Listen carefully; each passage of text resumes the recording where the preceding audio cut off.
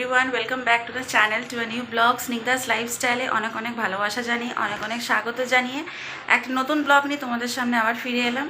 কেমন আছো সবাই? আশা করি তোমরা সবাই ভালো আছো, সুস্থ আছো, আমিও ভালো আছি। তো এদিকে দেখো, সকালবেলা উঠে আমার বিছনা ঝাড়া কমপ্লিট হয়ে গেছে, সব কমপ্লিট করে নিয়েছি। অনেক দিন ধরেই চাদরটা পাল্টাবো করছি, কিন্তু সকালবেলা তো তোমরা জানো ভালো করে আমার একদম সময় হয় না। তো আজকে একটু তাড়াতাড়ি উঠেছিলাম 7:30টার সময়। তো আয়ন গেছে ওর বাবার সাথে শিশু মঙ্গলে। তো যেহেতু ওর কানের একটা প্রবলেম হয়েছিল তোমাদেরকে বলেছিলাম, তো আজকে ওর কানটা ওয়াশ হবে, তো ওই জন্যই আর কি নিয়ে গেছে। অনেকক্ষণ গেছে, তখন বাড়ি থেকে বেরিয়েছে, তখন বাজে প্রায় 8:45 নাগাদ। তো এখন আমি ফোন করলাম, তো এখনও হয়নি। তো এই হলো ব্যাপার। তো আজকে সকাল সকাল উঠে গেছি, তো আমার ব্রেকফাস্ট করা কমপ্লিট হয়ে গেছে। ডিম পাউরুটি টোস্ট করেছি, টোস্ট করে খেয়েছি। আর ওইদিকে দেখো, ড্রেসিং টেবিলে বোতল স্টেরিলাইজ হয়ে গেছে, গরম জল করা হয়ে গেছে, গোলুকে আমি খাইয়ে দিয়েছি। আর আমার রান্নাঘরে ভাতটাও হয়ে গেছে আজকে।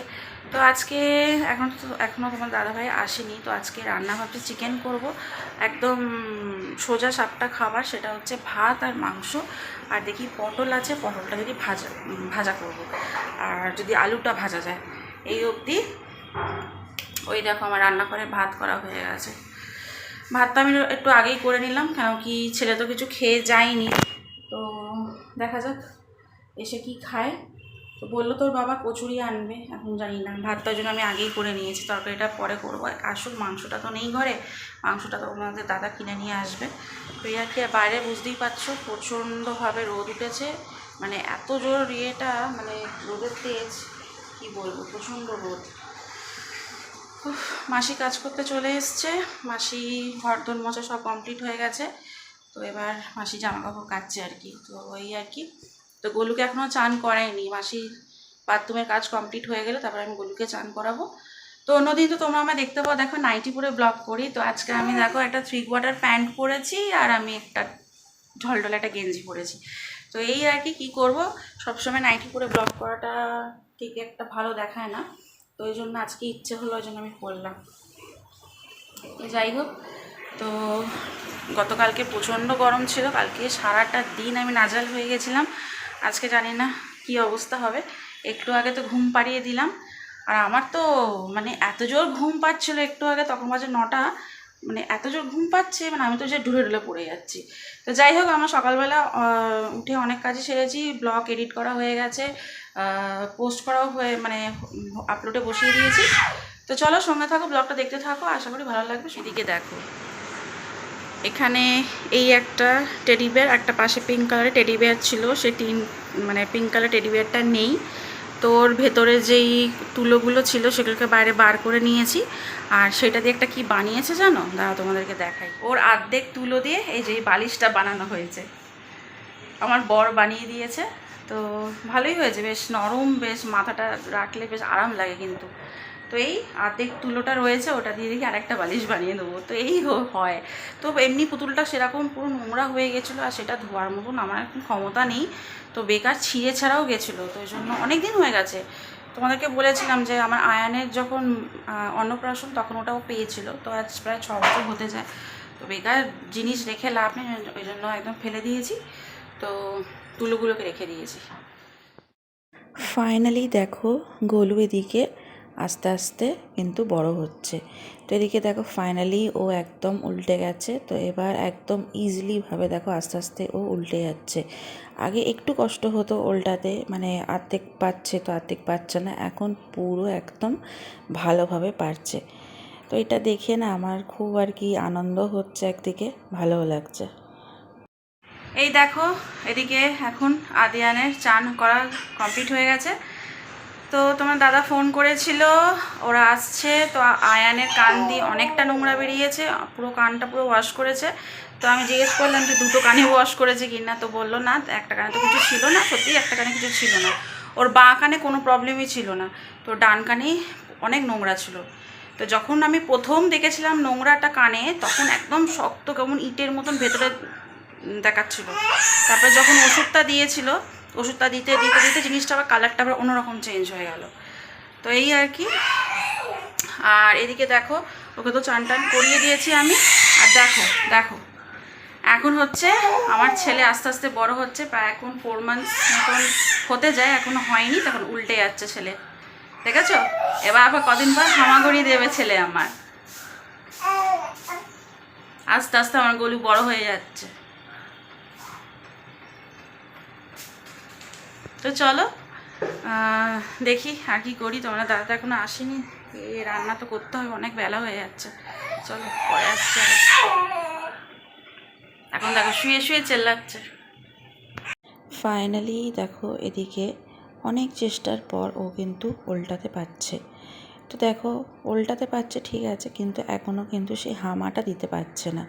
তো ঠিক আছে, আস্তে আস্তে সব কিছু হবে। তো আমাদের মানুষের কি বলো তো, একবার হচ্ছে না তো 10বার ট্রাই করো। তো এর ক্ষেত্রেও ঠিক তাই, বাচ্চারা কিন্তু দেখবে অনেক সময় কিন্তু চেষ্টা করে। দেখো আমার ছেলেও কিন্তু তাই করছে, মানে যতবার উল্টে যাচ্ছে ততবার কিন্তু চেষ্টা করছে ও হামা দেওয়ার। তো কাঁদছেও, তারপরে ওকে আমি সোজা করে দিচ্ছি। তো এই করতে করতে দেখো তোমাদের দাদা আর আয়ান চলে এসছে। তো আসার সময় জলখাবার নিয়ে এসছে, সেটা হচ্ছে কচুরি, তরকারি আর জিলিপি। তো এই হলো ব্যাপার। তো ছেলে তো খায়নি, ছেলে তো মাজা খেয়েছিল বলে পেটটা প্রচণ্ড ভার হয়েছিল, মানে আয়ানের।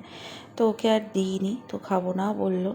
তো এদিকে দেখো তো মানে দাদা চিকেন এনেছিল, তো আজকে একদম অনেকটা বেলা হয়ে গেছিলো, তো হালকার মধ্যে রান্না করে আমি ছেড়ে দিয়েছি।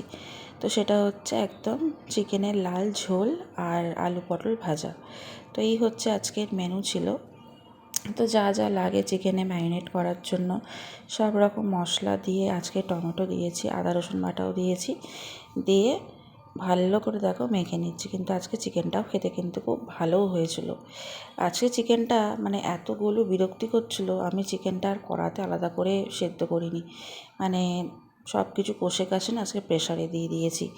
তো এদিকে দেখো আমার মানে আলুটা কড়ায় দেওয়ার আগে মানে কড়ায় যে জল ছিল আর তার উপরে আমি তেলটা দিয়ে দিয়েছি। এত তেল ছিটকেছে সারা রান্নাঘর ভর্তি হয়ে গেছে। তো আমি হালকা করে একটা ছোটো কাপড় দিয়ে মুছে নিয়েছিলাম। প্রচণ্ড দেখতে এগুলো বাজে লাগে। তো পরিপাটি করে তো সব জিনিসই রাখি, তোমরা দেখতেই পাও ব্লগে, যতটা পারি ততটা করি, কিন্তু তারপরে যদি এরকম নোংরা হয় কীরকম লাগে বলো তো। তো যাই হোক, এদিকে দেখো আমি মাংস আলুটা ভেজে নিচ্ছি এদিকে, আর দুদিকে দুটো ওভেন বসিয়ে দিয়েছি যাতে আমার রান্নাটা একটু তাড়াতাড়ি হয়। বেলা তো প্রায় হতেই যায়, প্রায় 12টার মতন বাজতে যায়। তারপরে গলুও বিরক্তি করছে, আর তার উপর তো মানে দাদাও বাড়ি ছিল না, তো ওই জন্য আরও আমার মানে তাড়াহুড়ো লেগে গেছে। তো যাই হোক, আলু ভাজাটাও বসিয়ে দিয়েছি। তো বালতি দেখো আজকে ভরা হয়নি, তো যতটা আর কি জল ছিল ততটাই আর কি আমি, বোতলগুলো খালি ছিল ভরে নিলাম। তো বোতলগুলো আমিই ভরি। তো যখন সময় পাই একদম দেখো মানে চুপ করে বসে থাকি না, আমি একটার পর একটা করতেই থাকি। তো মাংস দেখো একদম লাল লাল কষানো হচ্ছে, আর দেখে কি লোভ লাগছে, ইচ্ছে হচ্ছিলো একটা কষা মাংস তুলে রাখি, কিন্তু আর তুলিনি। যাই হোক, যা ছেলে বিরক্তি করছে। 12টার মতন বেজে গেছে। এদিকে দেখো রান্না তো অনেকক্ষণ আগেই বসিয়ে দিয়েছি, তোমরা দেখতেই পেয়েছো ব্লগে। তো এদিকে দেখো এখন মাংসটা কষানো চলছে, আর ওইদিকে গ্যাসে আলু ভাজাটা হয়ে গেছে, আমি এখন পটলটা ভাজতে বসিয়ে দিয়েছি। তো আজকে একটু মনে হচ্ছে রান্নাটা তাড়াতাড়ি হয়ে যাবে, কিন্তু দেখো আর একটা কাজ আমার বেড়ে গেল, সেটা হচ্ছে দেখো পুরো স্ল্যাব ভর্তি আমার পুরো তেল হয়ে গেছে। কি করে? আমি যে এই বড় কড়াতে আলু ভাজার জন্য তেলটা যে দিয়েছি তাতে জল ছিল, আমি খেয়ালই ছিল না, আর এত জোর জোর ফাটছিল, তো আমার তো ভয়তে একদম কি অবস্থা। হ্যাঁ দিচ্ছি। সে লাস্টে তোমাদের দাদা এসে আবার সেই গ্যাসটাকে অফ করলো, তারপরে আবার কমলো, জানো। কিন্তু পুরো মেঝেতে পুরো স্ল্যাবে পুরো তেল ভর্তি হয়ে গেছে একদম। আবার এগুলোকে সাবান জলে রান্না হয়ে যাওয়ার পর সাবান জলে মুছতে হবে। তো গোলু তো অনেকক্ষণ ধরে কাঁদছিল, কাঁদতে ঘুমিয়ে পড়েছে, আর আয়ান এক্ষুনি চানটা করতে গেল। তো এসে গেছে অনেকক্ষণ আগেই।